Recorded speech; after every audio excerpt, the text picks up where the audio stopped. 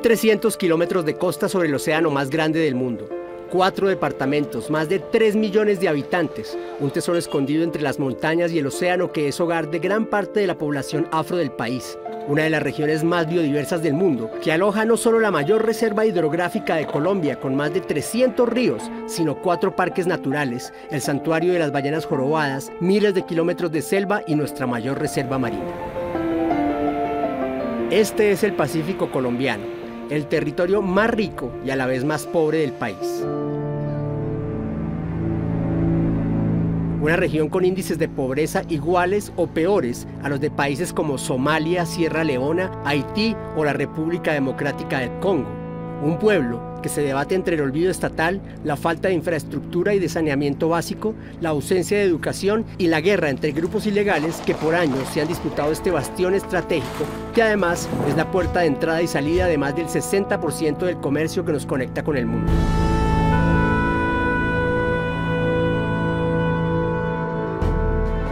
Esta es una investigación de varios meses por tierra, agua y aire a los confines de esta región olvidada del país.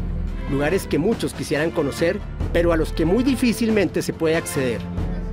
Un gran especial de 4 capítulos donde usted conocerá, a través de sus protagonistas, la razón de por qué esta región, aún en pleno siglo XXI, sigue sumida en el olvido, la devastación y la absoluta pobreza. Especial Spirri presenta Pacífico colombiano, entre las hambres de Somalia y las guerras del Congo.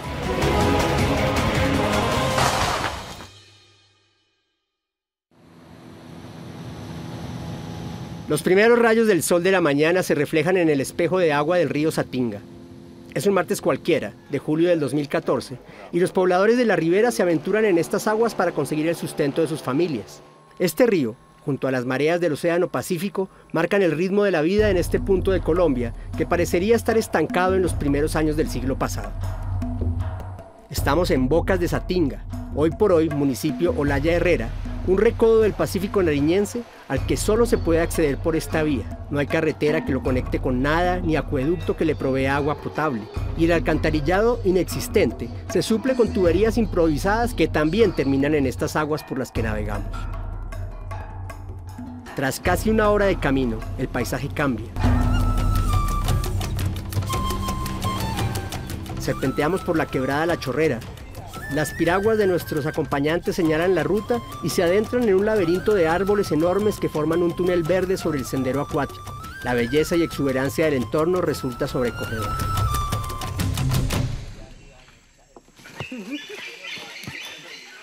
Para continuar es preciso seguir a pie. Avanzamos por un cultivo de coca fumigado con glifosato recientemente. Dicen que en esta selva hay jaguares capaces de derribar y matar a un hombre adulto atacándolo por la espalda. Serpientes talla X altamente venenosas, alacranes y mosquitos que transmiten leishmaniasis. Dicen que la guerrilla controla vastas extensiones de tierra no muy lejos de aquí y que sin su permiso no será posible grabar.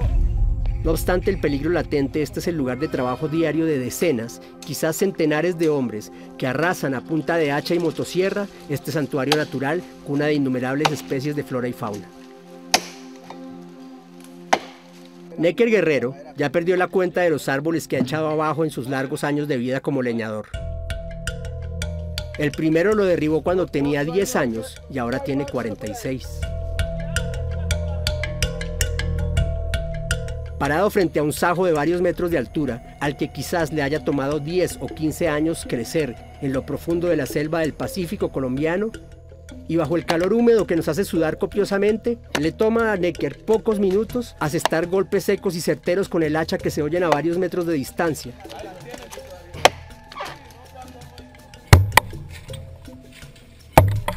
Lo que sigue es el crujido de la madera quebrándose y el follaje que hacen temblar el suelo al caer como si se tratara de un tambor gigante.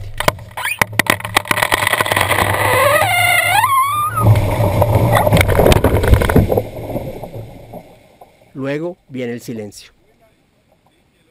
La historia de esto acá es lo que por lo menos la gente no tiene que hacer. Se metió a la madera porque esa es una intención de uno. Increíblemente que nosotros le damos el día que tenemos, le damos el día que no, ahí mismo a parar el día, para aguantar hambre, Y así mismo hasta que uno le va dando ahí al golpe hasta que la saca la madera. El impacto que se está generando en estos bosques es incalculable, es devastador, porque uno diría solo se está acabando con la franja forestal y no es así. Tras de esa franja forestal se está yendo toda una gama de flora y fauna que no es forestal. Es decir, y tras de eso también un conocimiento ancestral de medicina tradicional inmenso. O sea, la pérdida es incalculable.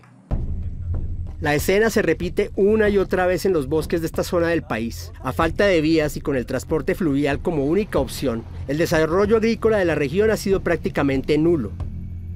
Hace algunos años la bonanza de la coca alejó a la población de los bosques, pero con la fumigación de los cultivos la madera volvió a ser el principal motor de la economía. Esto yo lo hago y lo hacemos mucho porque uno prácticamente no tiene más de qué agarrar, hay tiempo que se pone muy cargado la mantención. Entonces uno por eso hace esto. Leonidas es el más viejo de los hombres que le arrancan madera a esta selva. Empecé a trabajar desde los 10 años. Empecé a trabajar en el acerrío, después me fui al monte. Desde ahora estoy luchando toda la vida, la madera, porque no había más forma de vivir en este río. Trabaja de 8 de la mañana a 4 de la tarde por 30.000 pesos el día. Una suma que se le esfuma entre los dedos, manteniendo a su familia debido al alto costo de la vida en este rincón del país. Si hubiera otra forma de uno trabajar, para uno ganar sustento para su familia, este trabajo uno no lo hacía, porque este trabajo está aquí es duro y hay veces no le queda un peso a uno. Entonces, ¿qué tiene que hacer uno? Como si se tratara de una república independiente, un territorio donde el Estado solo es un espejismo, un lugar donde los humanos se solucionan la vida sin consultarle a nadie, este hombre y su compañero tienden una carretera improvisada sobre el suelo del bosque. Le preguntamos si vio alguna vez una autoridad ambiental en todos sus años de trabajo por aquí. Yo nunca he visto a nadie con nariño acá, en estos zagales, que otros le hagan conseguido, pero yo no. Pues bien, la vía que el gobierno nunca construyó, estos leñadores la elaboran con troncos delgados y jóvenes que acomodan como si fueran una vía férrea. Estas son las carreteras de la selva, una solución ingeniosa porque tras años de explotación indiscriminada, cada vez los árboles aprovechables están más lejos del río. No obstante, para Corpo Nariño, la norma es clara y esto no debería estar sucediendo. Los bosques de esta costa pacífica son bosques de guandal, donde existe una regeneración natural muy rápida. La corporación no autoriza aprovechamientos únicos ni tala rasa. Se hacen aprovechamientos sostenibles, es decir, se cortan árboles selectivamente que tengan un diámetro reglamentario que son de 40 centímetros de diámetro y se le exige al usuario de que deben dejar árboles plus, o sea, árboles muy grandes que son árboles semilleros para que se dé la regeneración natural dentro de este ecosistema. Hay funcionarios de todo tipo, ¿no es cierto? Hay gente de la Armada, hay gente de la policía que tiene facultades ambientales, tiene alcaldía, tiene Corpo Nariño, etcétera, y todo eso se lo virlan. Es decir, el Corpo Nariño da licencias a cualquier sitio, de cualquier manera. La Armada no ve, de golpe saca y agarran 5 piezas y entonces andan en un escándalo por televisión que agarran un gran contrabando de madera, no sé, cuando les pasa por las narices todo el tiempo.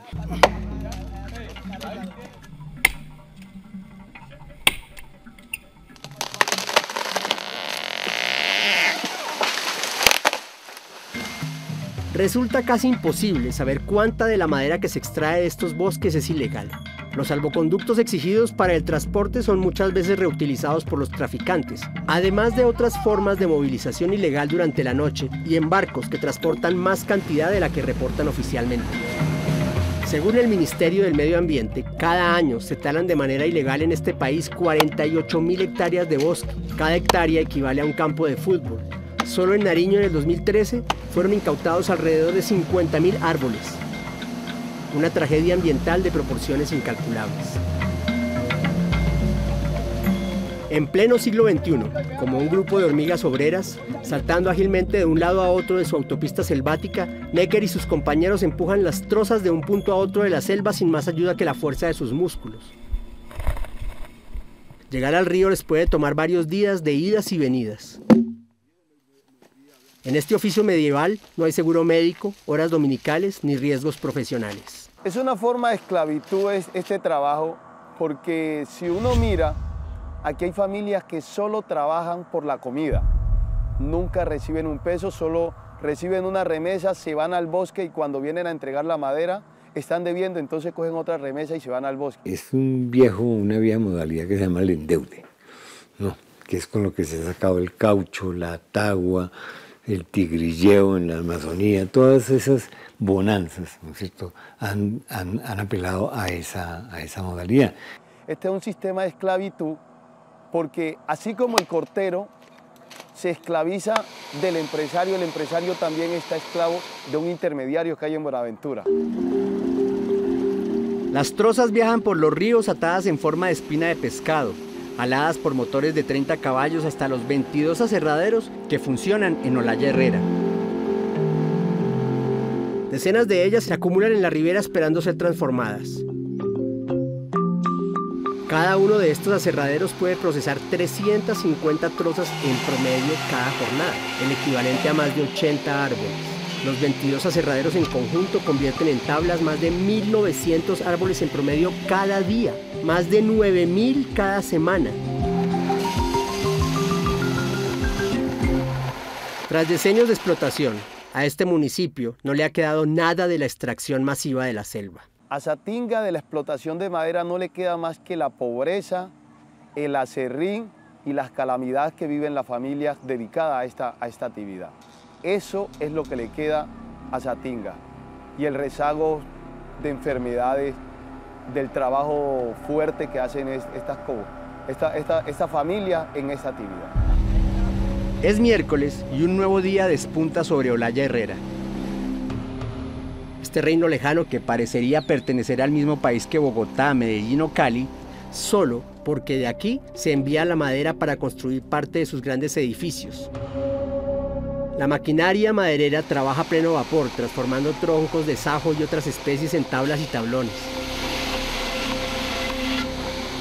Bajo las hojas afiladas que no paran de girar, pudimos ver dos niños que no sobrepasan los 6 años, llenando a paladas carretillas con el aserrín sobrante del proceso, para voltearlas luego sobre el fuego perpetuo que forma columnas de humo negro tras los aserríos. Los niños nacen ahí, ¿no es cierto? Nacen en el aserrío, alrededor del aserrío. Pero a mí lo que más me impresiona son los que nacen y viven en los chorizos, ¿no es cierto? Porque uno ve las cunas de los bebitos ahí y los niños jugando gambetas en el chorizo, ¿no? Esa es una manera de mostrar que ellos viven atados, ¿no?, a la madera como la madera al chorizo, ¿no es cierto? Y naturalmente la salida que ellos podrían ver es la coca, pero la coca está llena de la turbulencia de la guerra, ¿no? Y pues eso es sangre. ¿Dónde están las autoridades? ¿Será que en este país los niños pueden trabajar y más aún en un oficio tan peligroso? ¿O se entrenan desde esa edad para que cuando crezcan puedan llenar de tablones los barcos que parten con madera y viajeros hasta Buenaventura, el mayor puerto de este país? El trabajo aquí es muy fuerte. La persona entra sudando y sale sudando. Totalmente se va a deshidratar. Esa persona está totalmente cansada. Ya cuando se llega a los 30 y pico de años, ya se ve como un anciano. El desastre ambiental comienza con la explotación de madera, el entresaque de madera final. Luego viene, ¿no es cierto?, la tumba de algunas zonas para la coca. Y esas dos cosas, una produce la desecación de la zona y la otra, pues al tumbar la selva, acaban haciendo el daño. Ahora, el miedo que yo tengo es que en esas zonas donde se está fumigando, donde se está sacando la coca, ya se está acabando la coca, digamos, ahí que va a haber palma africana o ganadería. Esa expansión de la palma africana es lo que finalmente va a terminar rematando la zona y acabando finalmente con el bosque.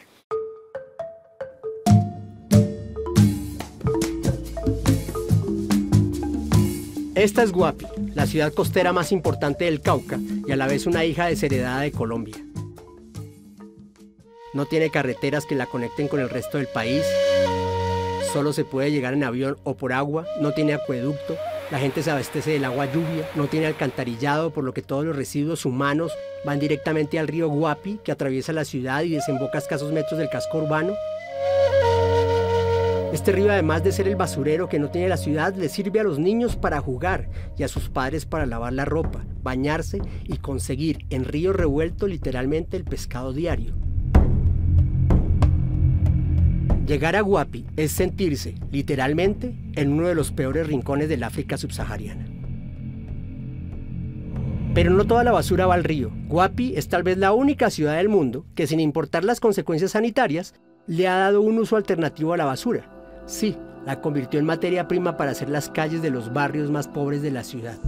Es así como pañales sucios, latas, bolsas, papel higiénico y todo tipo de productos en descomposición, mezclados con una especie de greda, son el piso de cientos de personas que caminan descalzas. Esa es su cruel normalidad. Yoli Micolta vive en este vertedero. Esta es la vista desde su casa. Da esta vergüenza que uno viviendo así en medio de esos rellenos, como eso es todo desechos, entonces podrido, todo lo echan ahí, entonces da como mucha vergüenza y asco, más que todo. De noche apodriciña en la cama, horrible, se llega hasta la pieza ese hedor. Cuando llueve se levanta como más el hedor y se chanda más esto por acá. Yoli tiene que tener impecable su casa para que las moscas no hagan fiesta. Para entrar y salir acomoda una tabla que, a medias, le evita pisar toda esa porquería. Ella cuenta que la gente del barrio pidió que les construyeran una calle y como se las están construyendo, aunque sea a punta de basura, sienten que no se pueden quejar. Como fue una petición del lado de acá, entonces no tomaron firma, entonces algunos estuvieron de acuerdo, entonces toca que aceptar lo que la mayoría.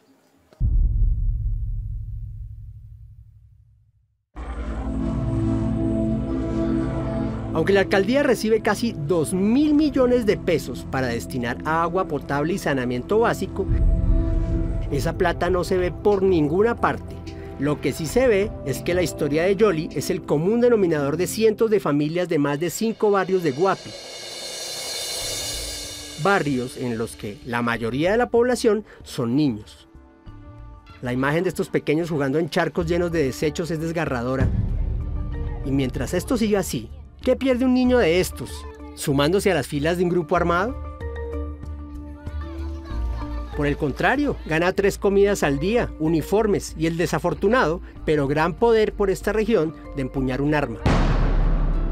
Mucho más de lo que le ofrece el Estado colombiano. Aquí nosotros convivimos con ratas dentro de nuestras casas, que es una tristeza y mucha gente piensa y dice, pero ¿cómo así? Y esto está pasando en Guapi, que Guapi existe, pero el Cauca como que no conoce a Guapi.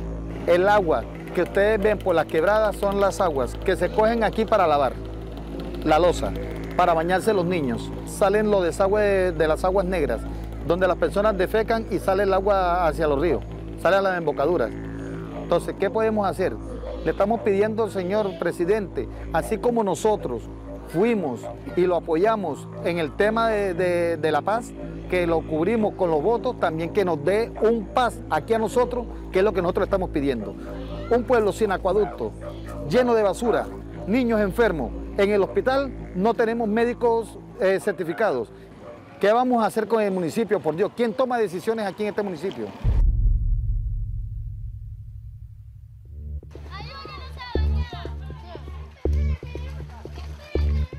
Todo sería más fácil si al menos Guapi tuviera un alcalde, pero lo buscamos por más de un mes. Insistimos a su celular y al número de la alcaldía, a su correo electrónico e incluso nos fuimos hasta su despacho a buscarlo, pero nada, fue imposible conseguirlo. Según dicen, el señor Yarley Ocoró ni siquiera vive en Guapi. El alcalde vive en Cali, no vive aquí en Guapi. ¿Y qué podemos hacer nosotros contra eso? El alcalde aquí viene cada mes, cada 2 meses, dura 3, 4 días y sale y se pierde. Ernesto Orjuela es el secretario de Educación, pero hace de alcalde encargado mientras el titular no está. La semana pasada el alcalde salió a vacaciones. Desde la semana pasada tengo esta encargatura por un periodo vacacional que me va a dar como 1 mes y medio estando aquí. 1 mes y medio de vacaciones son 28 días hábiles. ¿Es ese su periodo de vacaciones? ¿Dónde se inscribe uno para esa alcaldía? Se entiende que los alcaldes de esta región deban estar mucho tiempo de viaje haciendo gestiones en Popayán, Cali y Bogotá, pero no hay derecho que el señor Yarley Ocoró nunca se aparezca por su pueblo, y menos que sea una tarea imposible conseguirlo. En este informe realizado por el Consejo Municipal de Guapi, demuestra cómo en los 166 días hábiles que hubo entre enero y septiembre del 2013, el señor Ocoró trabajó solo 30 días en su despacho. De resto, 92 estuvo por fuera del municipio recibiendo viáticos diarios, y los restantes 44 días, como dice textualmente el informe, no se sabe dónde se encontraba el burgomaestre. En 8 meses, entre etiquetas y viáticos, el hombre se gastó 24.447.880 pesos. ¿Y para qué? Para continuar bailando, como dice la canción, porque en su pueblo no se ve ninguna gestión. Las tareas que cumple un alcalde fuera de su región son de gestión de los asuntos internos ante las gobernaciones y ante el Estado central en Bogotá. Pero por supuesto que eso no es óbice para descuidar completamente a su comunidad. Evidentemente hay denuncias de ausencia prolongadas de algunos mandatarios que son injustificadas, y allí tienen que actuar las entidades de control para evitar que eso ocurra. Esta entrevista se realizó el 15 de julio. Después de eso, la situación en Guapi se ha complicado al punto que la comunidad guapireña, que hizo un paro municipal hace 1 año, está nuevamente en paro porque no les han cumplido los acuerdos a los que llegaron hace 12 meses. Y algún efecto está surtiendo, pues el gobernador tomó cartas en el asunto. Le hizo caso a la Contraloría, que lleva un buen tiempo haciendo hallazgos de fallas administrativas e incluso disciplinarias por parte de la alcaldía, y por decreto suspendió provisionalmente al señor Ocoró, mientras este responde por las irregularidades, que son muchas. El panorama, sin embargo, no es esperanzador. La suspensión no es definitiva, y aunque lo fuera, no se vislumbran líderes que puedan sacar a estos 30.000 guapireños del hueco en el que están hundidos, de ese laberinto que pareciera no tener salida. A menos que el Estado colombiano deje la indiferencia histórica para con este pueblo y por fin se responsabilice de esta gente que también es suya, que también es nuestra, y a la que debería asegurarle al menos el derecho a una vida digna, como está en la Constitución de Colombia, como es su obligación.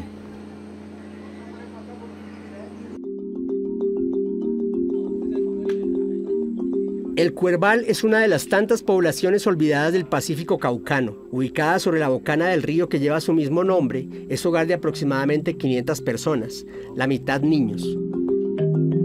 Al igual que el resto de poblaciones ribereñas, sus 88 casas son de palafito, para evitar inundaciones cuando el río sube. Tiene 2 tiendas y un colegio que pareciera haber sido el epicentro de un tornado.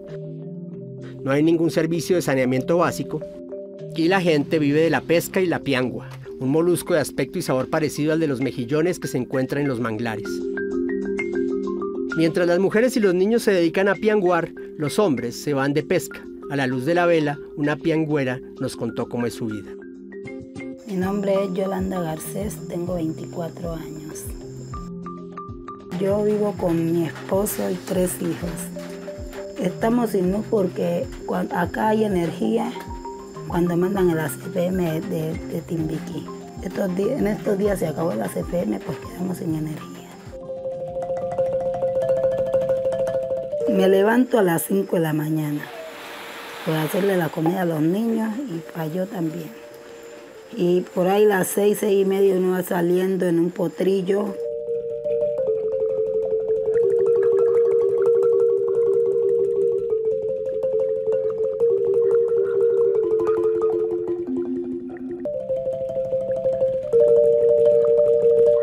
Un potrillo es una embarcación pequeña donde cabe, pues dependiendo del grande que uno lo utilice, 2 mujeres o 3 o 4. La persona agarra baldes guantes, botas, potrillos, canalete, se dirige hacia el manglar. Allá busca dónde va a pianguar, en una quebrada o en una punta que sea puyapuyá, o sea que haya puyapullitas, donde uno vea que pueda conseguir la piangua. Uno para más o menos 3 o 4 horas en el manglar, exactamente pianguando.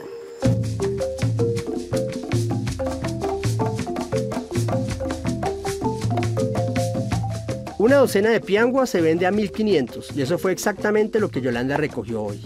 Hay un señor que compra concha para llevarla para el Ecuador y a veces uno no saca nada, a veces con unos 10, 15 o a veces 5, 6, a veces no agarra nada.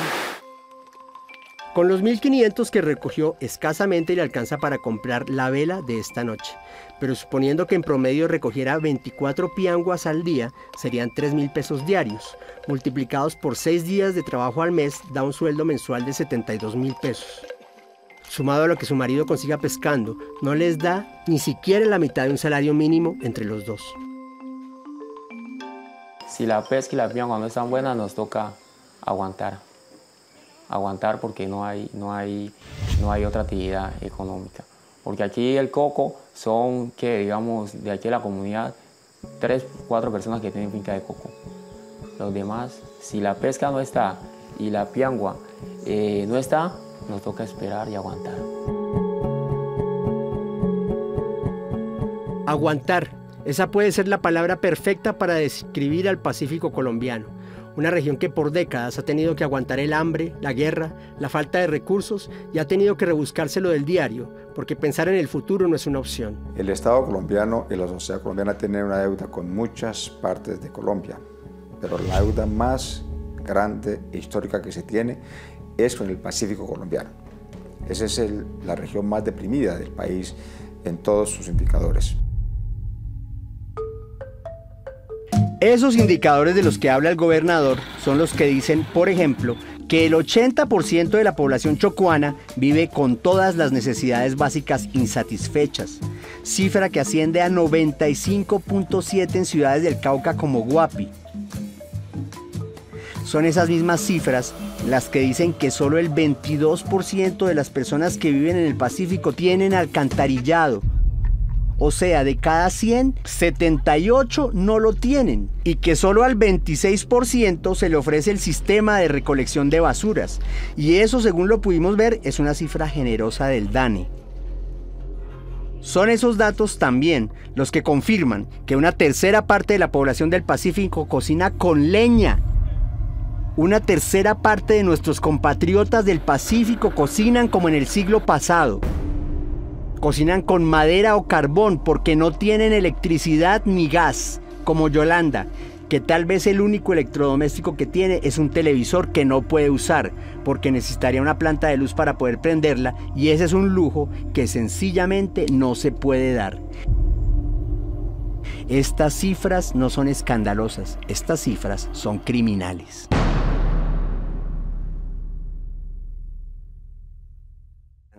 Muy bien.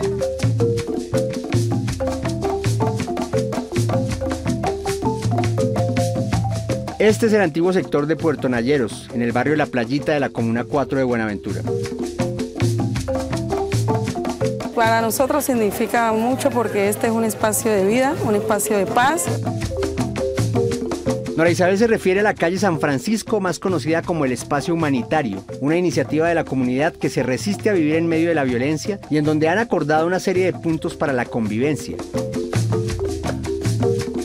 La presencia de grupos al margen de la ley terminó de colmar la paciencia de las personas que años atrás vivían en tranquilidad. Anteriormente la gente vivía tranquila, vivía pacíficamente, no teníamos conflicto con ningún grupo ni nada por el estilo, pero a raíz más o menos del mes de noviembre se empezaron a meter grupos paramilitares a nuestra comunidad.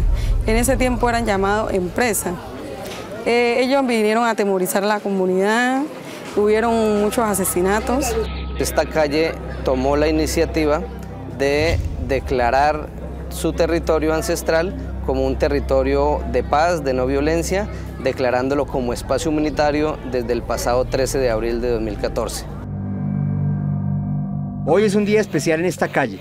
Los habitantes pintarán un mural en las tablas de una casa en donde plasmarán los principios de la comunidad como muestra de su voluntad para ganarle espacio a los violentos. Los brochazos van y vienen y se ve el entusiasmo para que al caer la tarde el trabajo social y comunitario esté listo para mostrarle al resto de los habitantes. Pero algo inesperado ocurre en las calles aledañas al espacio humanitario. La tensión de la gente se hace evidente. Acaban de sonar unos disparos. La comunidad acaba de correr. El trabajo en el muro se interrumpe y ya se empieza a ver el rostro preocupado de los habitantes que prefieren correr hacia sus casas. Aún no es claro qué ha sucedido. La angustia de estas dos mujeres y la información que traen aumenta la tensión.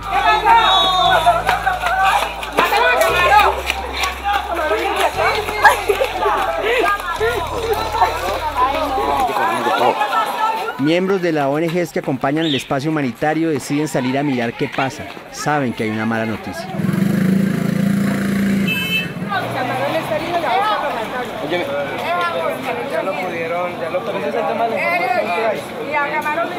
Por el momento es mejor permanecer alejados. Aún se escuchan los disparos.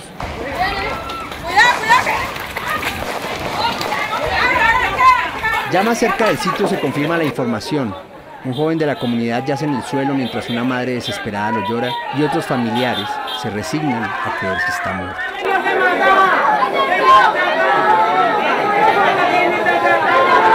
La situación se pone difícil en la playita. Muchos deciden retirarse con temor a que se pueda desencadenar otra balacera. Algunos lo toman como algo cotidiano, un asesinato más en el sector. Mientras tanto, otros prefieren evitar la presencia de la prensa y de los habitantes del espacio humanitario.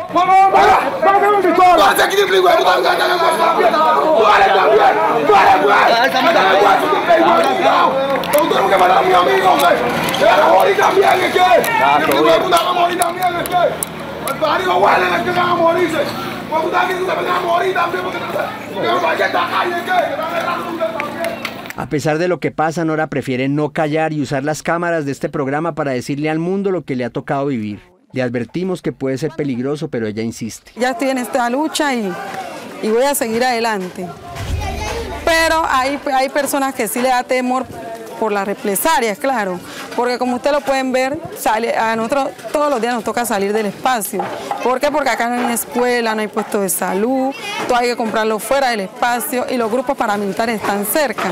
Porque tenemos uno a menos de 200 metros y tenemos otro acá en Fonscope. Y es que aquí las amenazas hay que tomarlas en serio.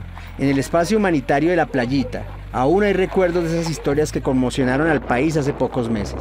Los grupos paramilitares adscritos a la estructura de la empresa instalaron o se tomaron una casa de una vivienda familiar que fue convertida en casa de pique. El drama más impresionante de Buenaventura, además de la extorsión, del boleteo de la vacuna, es la desaparición forzada. La comunidad tuvo que presenciar cómo allí a una señora ya adulta fue sometida a torturas y finalmente pues, fue asesinada y arrojada al mar. Cuando se asesina se vive el duelo, pero cuando se desaparece es difícil.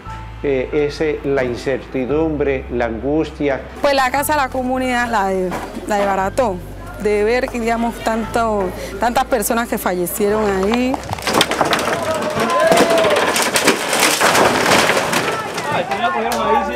Y que digamos digamos el gobierno no hacía nada, porque únicamente se decía que no, que acá no pasaba nada, que Buenaventura no había ninguna casa de pique y sí las había. Ese drama de la desaparición ha sido el que más ha golpeado a muchas familias bonaverenses y esperamos que ojalá que se acabe, ojalá prontamente y para siempre, esa realidad dolorosa.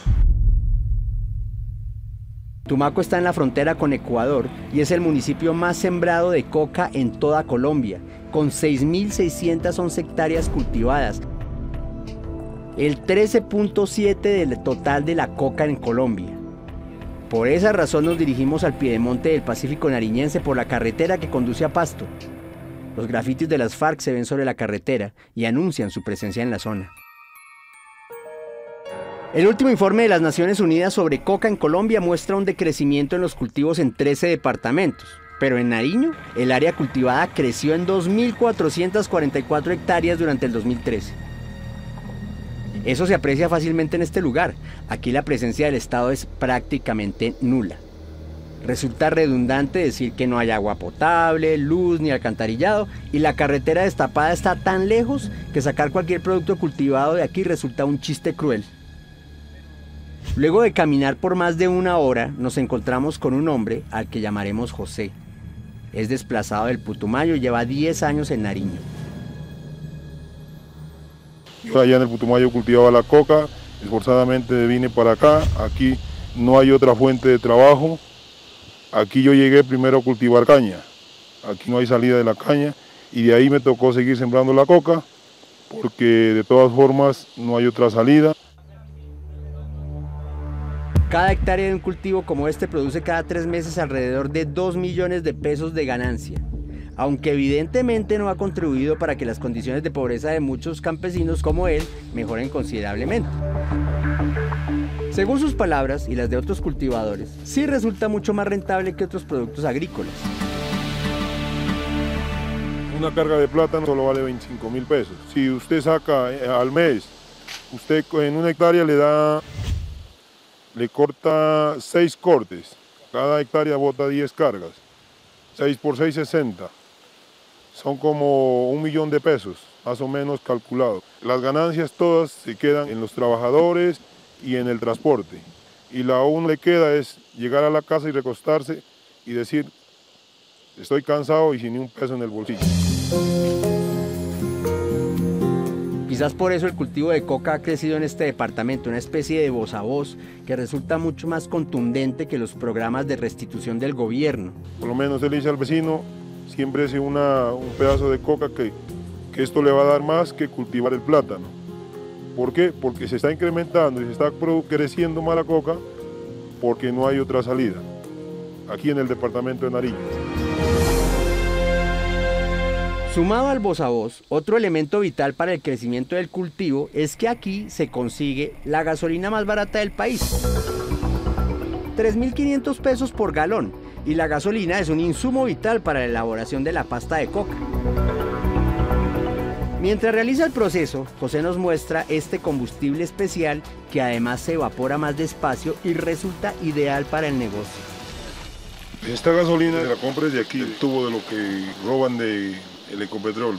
De todas formas siempre usted hace el contacto y tampoco los que venden se los consigue porque como le digo a usted le dicen quién y fulano y listo. En tal parte de gasolina y se la entregamos ahí. Y yo siempre cuando vengo digo, bueno, tráigame 3 pomas. Las 3 pomas están ahí y después ya llegan y dicen, bueno, tanto vale y listo, reciben su plata y ya. A pocos kilómetros de aquí existen decenas de refinerías ilegales transformando en gasolina petróleo extraído ilegalmente del oleoducto trasandino. Aquí observamos el punto donde se encuentran almacenando todo el crudo, una de las tantas piscinas que tiene. A ver, seguido la manguera, observa como nos siguen hostigando estos bandidos, se escuchan los disparos. Aquí encontramos la planta, el cual ellos bombean el crudo hacia otra piscina refinado. Un negocio dirigido y custodiado por la guerrilla de las FARC, el ELN y en algunos casos la BACRIM de los rastrojos, la crema innata de la delincuencia en Colombia. Abastecen cultivos de coca y maquinaria para minería ilegal, entre otros. Muchos dicen que es una actividad incluso más lucrativa que la cocaína. Y ahora, de acuerdo con la información de la policía, campesinos e indígenas ven en este ilícito una fuente de ingresos opcional. Desde el aire se pueden apreciar las piscinas de crudo brillando como ojos negros en medio de la verde selva. En el oleoducto trasandino, el cual tiene una distancia aproximadamente de 306 kilómetros, que nace en Orito, Putumayo y termina en Tumaco, aproximadamente hay detectadas de 60 a 80 refinerías artesanales. Estas refinerías han sido detectadas por sobrevuelos por informaciones que nos da la comunidad. Cuando nosotros entramos ya con todo terminado y todo. El mayor Sánchez, comandante del Grupo de Operaciones Especiales de Hidrocarburos de la Policía, que custodia este sector del oleoducto, ha destruido este año 32 refinerías como esta. Deberían poner a estos delincuentes a pagar la pena en Ecopetrol. El área tuvo que ser desminada. La columna Daniel Aldana de las FARC, la misma que delinque en Tumaco, podría hacer un hostigamiento mientras estamos aquí, y por eso es preciso entrar y salir rápido. El proceso de refinado ilegal aprovecha solo el 30% del crudo robado, el cual almacena en piscinas como esta. El 80% restante termina envenenando fuentes de agua y selva virgen en esta región rica en ríos y quebradas, sumándose a la larga lista de crímenes ambientales perpetrados por la guerrilla y los paramilitares en Colombia. El daño que generan estas refinerías es inmenso. La contaminación ambiental la dividimos nosotros en dos, que está la contaminación a la flora, a la fauna, y está la contaminación a las fuentes hídricas, donde está el río Huiza y el río Mira, teniendo en cuenta que estos ríos son los que alimentan el acueducto del municipio de Tumaco. Así se ve el río Huiza hoy. El petróleo proveniente de las refinerías ilegales deja rastros negros sobre las piedras. Y la contaminación se ve a simple vista en el agua. Este es el líquido que luego consumirán los habitantes de Tumaco. No hay derecho. Por esa razón, en varias ocasiones ha sido necesario parar de bombear agua a la ciudad. Para eso, la empresa como tal y con asocio de Ecopetrol se han montado unas barreras protectoras para disminuir la vulnerabilidad. Pero así todo, hay muchas ocasiones donde tenemos que suspender el bombeo, dejando pasar la mancha de crudo de esas extracciones ilícitas. Este hombre que usted ve aquí, parado en medio de las ruinas de una vereda del Pacífico llamada Bocas de Curay, sabe de Colombia como pocos en este país. Y no es colombiano. Su nombre es James Robinson y es coautor de un libro elogiado por 6 premios Nobel de Economía y traducido a 30 idiomas. El libro se llama ¿Por qué fracasan los países? Y en la teoría que expone podría estar la respuesta a por qué la región del Pacífico colombiano se encuentra sumida en la miseria y el olvido.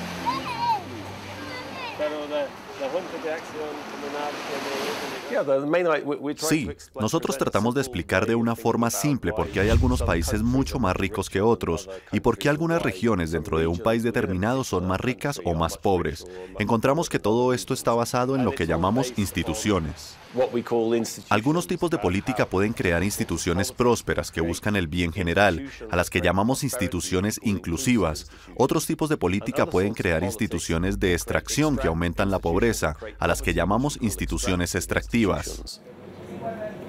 James Robinson es politólogo y economista, profesor en la Universidad de Harvard y quizá una de las personas que más ha estudiado a nuestro país. Reparte su tiempo entre la academia y el trabajo de campo en República Democrática del Congo, Sierra Leona o Filipinas. Hay algunas instituciones que trabajan bien en Colombia y hay una gran cantidad de gente sofisticada, educada y otras cosas, pero también es una especie de sociedad bifurcada. Hay una parte de Colombia que es como un país desarrollado, pero también parte de ella es como África. Entonces entrar a ver esto es fascinante para entender cómo conviven estas partes juntas. Sus ideas provocadoras señalan, por ejemplo, que el flagelo de la droga y la guerrilla no sería, como creen muchos, la fuente principal de los problemas de Colombia. Sería una consecuencia de otro mal mucho peor. Colombia tenía un montón de problemas antes de que la industria de la droga comenzara. Hubo una guerra civil, el Estado era completamente ausente, en fin. También el Estado presenció la violencia a través de los paramilitares, y eso no es un fenómeno nuevo. Si nos remontamos a los años 40, los paramilitares en Colombia ya estaban. Hacían presencia en los mismos lugares en Antioquia que los paramilitares de la década de los 90. No es coincidencia que Colombia haya terminado como centro productor de la coca en el mundo. Mira, los venezolanos descubrieron petróleo bajo el lago de Maracaibo, pero los colombianos no descubrieron coca en Sabaneta. Ellos estuvieron en Perú y Bolivia y trajeron la coca aquí. Colombia fue seleccionado por la industria de la droga, entonces esa organización se mudó aquí. ¿Por qué? Porque existía un vacío de autoridad, porque el gobierno no controlaba gran parte del territorio, porque por ejemplo Rodríguez Gacha podía ir tranquilo a las plantaciones de coca.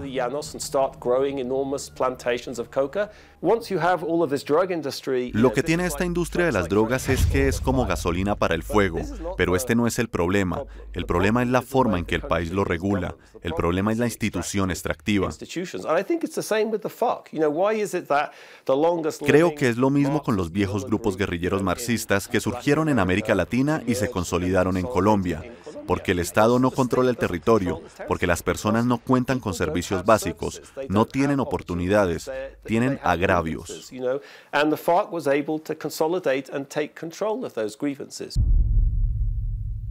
De acuerdo con su teoría, un modelo institucional extractivo reproduce la pobreza y da muy pocos incentivos para que la gente progrese. Le propusimos viajar con nosotros al Pacífico colombiano, a una vereda que podría representar el mejor ejemplo de todas las dificultades que aquejan a esta zona del país. Tomamos un avión en Bogotá y viajamos a Tumaco, en el Pacífico nariñense. En el puerto abordamos una lancha en la que atravesamos la bahía y nos dirigimos hacia Bocas de Curay.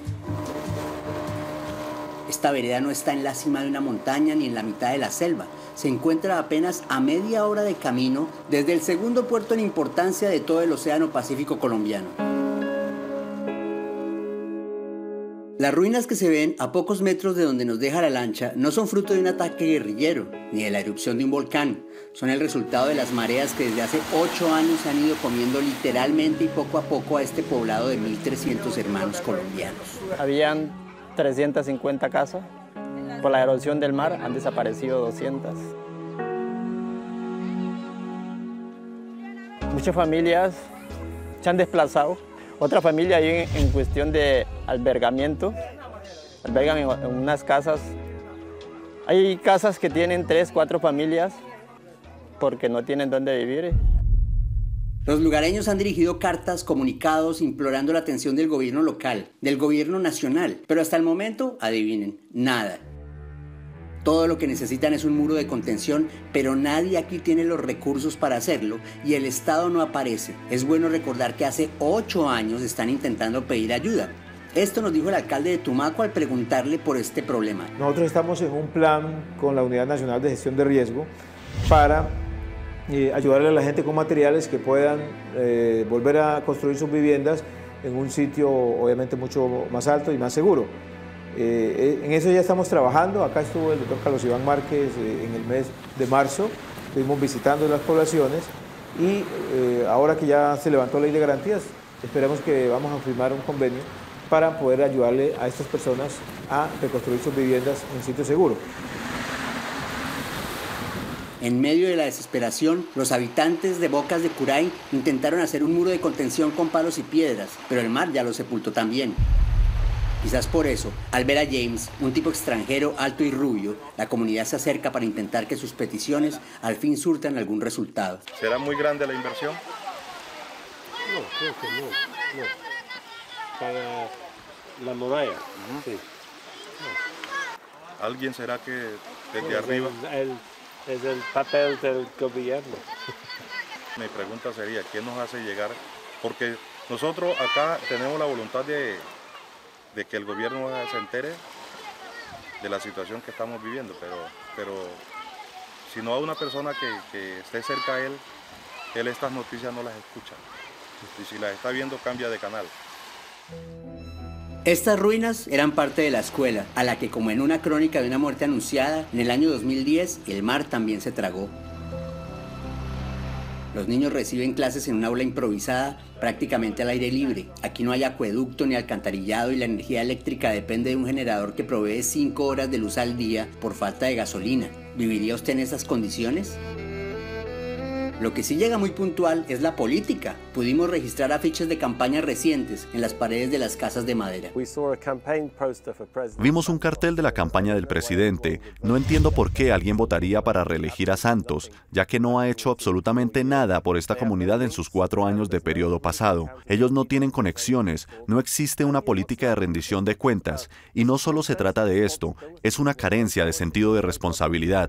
Ningún político, ningún funcionario del gobierno tiene algún sentido de responsabilidad con este pueblo. Entonces, no hay presencia del Estado, excepto los docentes que trabajan y enseñan en la población. De lo que tenemos este problema van 3 administraciones consecutivas y aquí vienen, cada que están haciendo campaña vienen todos con la misma mentira de que nos van a ayudar y que nos van a ayudar y esta es la hora que no ha venido nadie. Los políticos llegan en un bote por acá, vienen a comprar votos un par de días antes de las elecciones y después de eso, pues se desaparecen. Eso no es una democracia que funcione. Esto es un indicador del sistema político en Colombia. Lo vimos en las últimas elecciones y esto tiene que ser corregido. Esta es una democracia que no entrega una rendición de cuentas ni ofrece servicios básicos a sus ciudadanos. No se supone que un sistema democrático haga eso.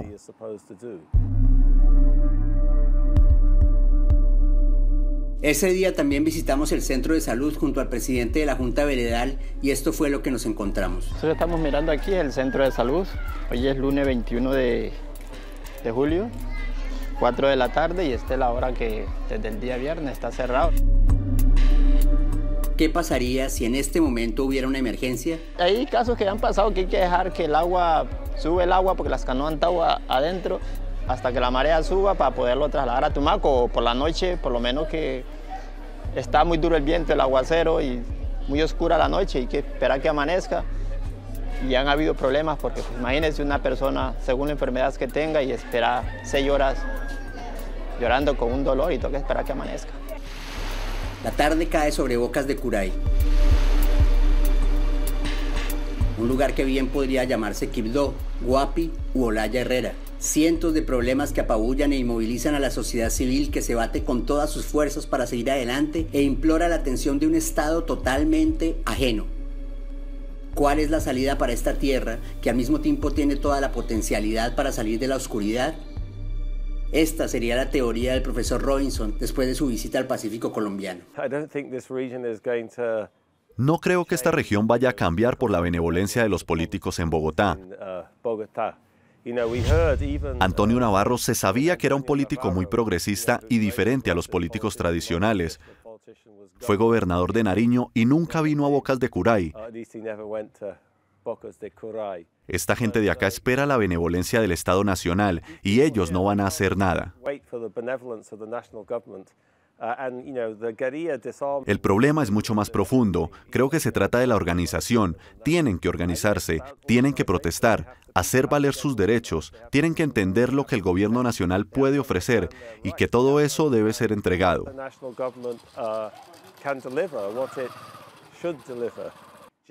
Obligar al Estado a entregar los servicios. Creo que esto se trata de organizar a la gente. Se trata de personas que se quejen y que lo demuestren. Tratar de detener el problema y demostrar que merecen respeto. Creo que ahí está la gran oportunidad, no en La Habana o en la Casa de Nariño, en mi opinión.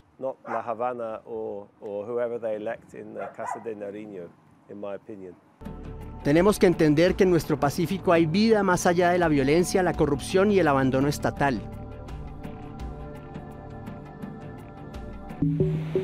Este mar Pacífico que ustedes ven esta mañana no tiene de por medio una tragedia, por el contrario, tiene vida.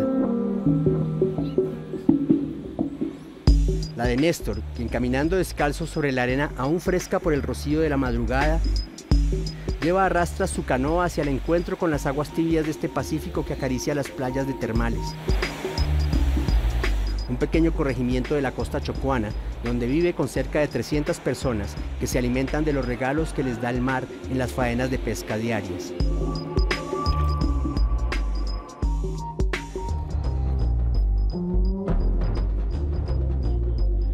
Y esos peces chiquitos me sirven de carnada para coger los peces grandes, ¿sí? Eso es lo que tengo en el mar. Tengo 1, 2, 3, 4 corchos con unos pececitos hechos de estos y unos anzuelos grandes. esperando que venga el pez grande y se coma el chiquito para poder agarrar el pez grande y llevarlo a la casa y comer.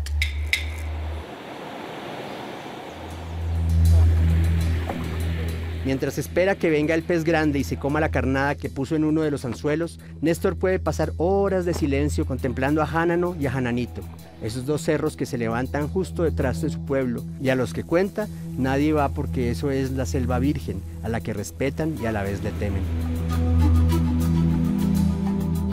Ya falta un minuto para que se cumpla la primera media hora de haber instalado las trampas alrededor de su canoa y parece que logró pescar algo. Uno de mis nailos que tengo acá le ha tirado un pez y voy a mirar qué pez es. Una de mis trampas.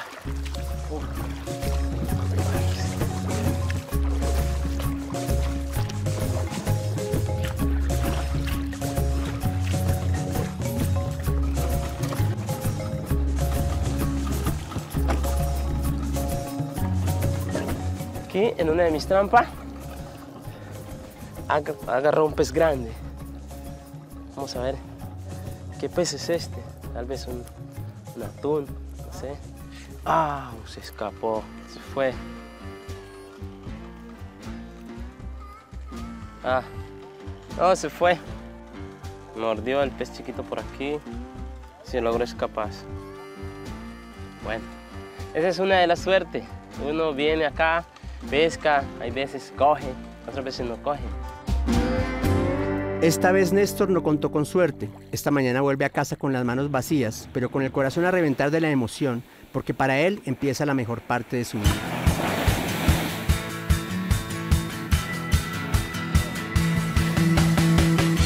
Desde que estaba chiquito, niño, vi a los compañeros más grandes surfeando en unas tablas de las camas en el mar, la ola, acostados. Pues nosotros al ver esto, continuamos, los que veníamos creciendo, continuamos surfeando, ¿es así? Sí, Néstor el pescador también es el rey de las olas, de este pedacito de mar chocuano. Aprendió a surfear por puro instinto y hoy le enseña a los niños de su pueblo a pararse sobre una tabla sin importar que sean las de sus propias camas.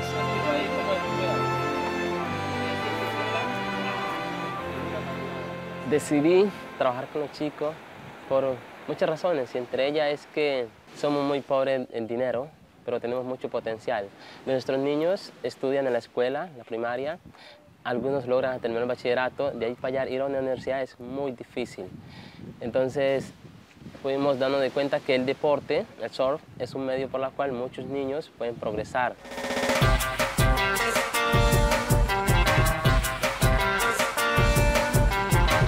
A sus clases asisten cerca de 60 niños, 3 veces por semana, que además de las técnicas de este deporte reciben una gran lección de disciplina y hermandad.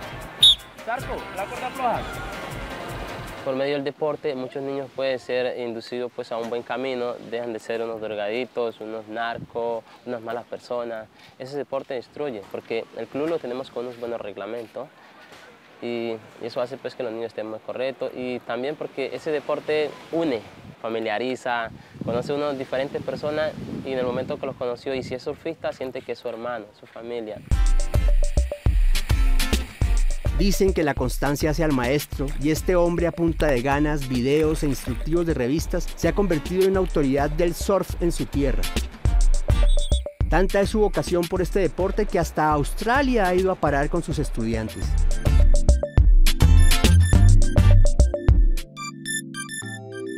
Por medio de la Cancillería, un programa que se llama Diplomacia Deportiva, nos llamaron a seleccionar 5 chicos más el entrenador para llevarlos a Australia a un intercambio deportivo. Para ellos fue una experiencia bastante grande, la cual creo que no la han terminado de contar. Ellos nunca salieron de su casa, de su pueblo, y tener un viaje tan largo y conocer un país como Australia, de la cual nosotros aquí lo escuchábamos, que Australia es el país de surfing, es el país donde se surfea más, es el país de surfing. Y tener la oportunidad de llegar allá, eso para ellos fue como un viaje a la luna. Llegaron allá, conocieron grandes surfistas, grandes olas que nunca las habíamos en vivo en directo. Los sueños se hacen realidad sin importar los obstáculos que se tengan que sortear en el camino. Estos niños y su profesor son el ejemplo. Llegar a Australia no solo fue cuestión de tomar un avión y atravesar el océano. De Termales, su pueblo, tuvieron que salir en lancha hasta Nuquí, porque como pasa en casi todo Chocó, no hay una carretera que los conecte. De Nuquí tomaron un avión hasta Quibdó y de allí otro más hasta Bogotá, que antes hizo escala en Medellín, pero que finalmente los llevó al avión que sí los transportó hasta la tierra de los canguros. Una aventura de 2 días a la que están sometidos todos los que viven en esta costa y necesitan por cualquier razón llegar a la capital del país. En otras palabras, pareciera que Bogotá está más lejos que Sydney.